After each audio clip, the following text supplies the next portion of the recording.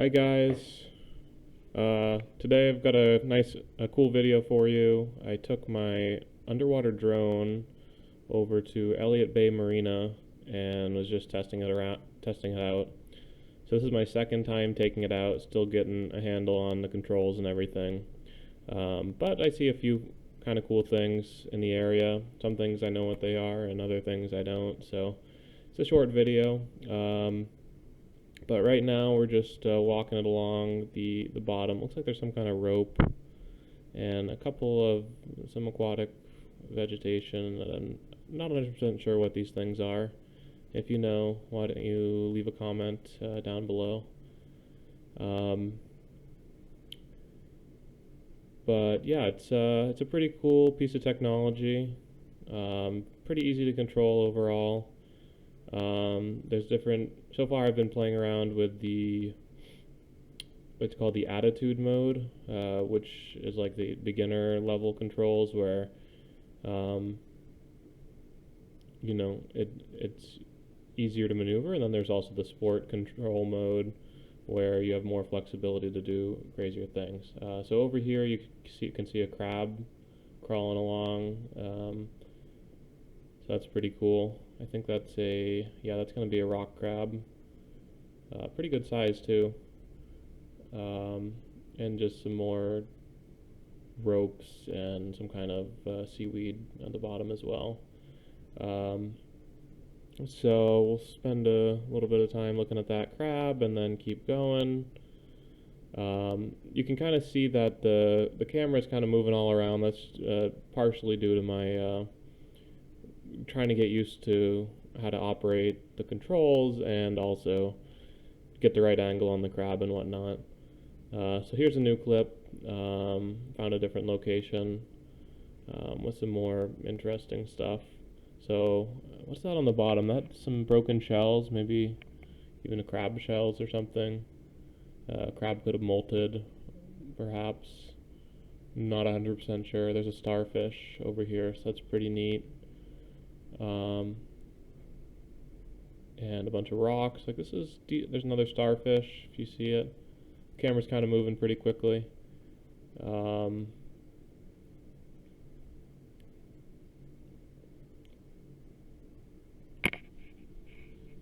But overall, what we're doing here is there's a depth control on the drone. So once I get down to the bottom, I turn on the depth control, and then that allows me to change the camera angle without, going deeper or shallower. So that's kind of an interesting thing we just passed. I don't know what that is. It's kind of funny. But yeah, this depth control thing is pretty helpful. And here's a Dungeness crab, pretty good size. Trying to get a better angle on him. Just sitting out in the open. One of the things I was trying to do here was trying to gauge whether this would be a potential area where I could do some crabbing next season. This is the second crab I've seen so far, so they are there. This is just outside the breakwater at Elliot Bay Marina. But I'm not 100% sure what to look for in terms of the habitat where that's ideal for crabs. Like, it's mostly sandy. There's some vegetation on the bottom. Here's some kind of man-made device, not sure what that is. And then over here, looks either like a tire or a rock. It's hard to tell. I'm a little bit careful going around this rock because I don't want to get the tether tangled up. So this underwater drone is attached to a tether. That will ensure that you can actually see what's going on in real time, because signal isn't going to be able to transmit without a wire through the water. So here we're just exploring the bottom. As you can see, the drone is getting kind of close to the bottom. And so I think what happened here is the water is just getting a little bit shallower, and with the depth control, it's sort of like hitting the bottom. So I had to turn off the depth control temporarily, point it upwards, move up a little bit, and then turn on the depth control again. And you can see in the top left corner the depth is changing a little bit to get me a little bit off the bottom so I don't, damage the propellers or anything like that. But overall, even if you do go into the sand a little bit, I don't think it's going to do too much damage to your propellers. Like, they seem pretty protected. So here's a crab right here. I didn't see this in real time, but I saw it after the fact when I was looking through the footage. So maybe you saw that, and maybe you'll see even more things that I missed going through some of this footage. But just a bunch of rocks over here, and just exploring the area, and you can see there's the tether. But yeah, overall it's a pretty fun thing to control. The battery lasts about 2 hours on this thing, maybe 2.5. It might depend on whether you have the lights on. So there's some pretty powerful lights that I have on right here, and there's 3 different settings. So if you have those off, maybe you could squeeze out some more battery life. But I think 2 hours is good for just exploring an area. I think there's a starfish up in front of us here. You might have missed it on the right. I think there was a crab shell, maybe a crab that had molted or something. Maybe we'll see that in a little bit as well. But yeah, there's the starfish, pretty cool. But overall, not a ton of interesting things down here. So if you're thinking about buying and hoping to find cool things, I guess it's very location dependent. If you have something cool that you want to look at, could be worthwhile.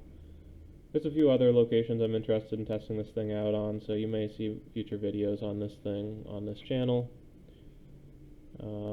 But it's pretty fun, and I'm mainly using it for intel purposes, trying to understand, what's going on under the water to aid in my fishing and crabbing trips in the future. I tried running this drone in like the middle of the water column as well as on the bottom, but the visibility wasn't very good, so I didn't really see anything interesting other than just open water. So really your best bet in using this thing is just going to the bottom, unless you have super clear water, then maybe you'll have better visibility.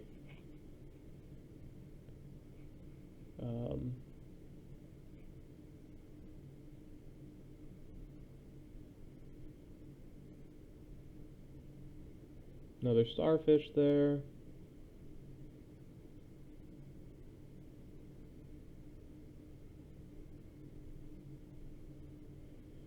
So to be a little bit more specific, you can see in the bottom left corner this is the FiFish. So this is the FiFish V6S model, so it's like a recreational drone, and you can add attachments that like you can get a grabber, like an arm grabber, if you wanted to pick things up off the bottom. That's one use case, and there's some other types of attachments you can get. So anyways, thanks for watching, and we'll see you in the next video.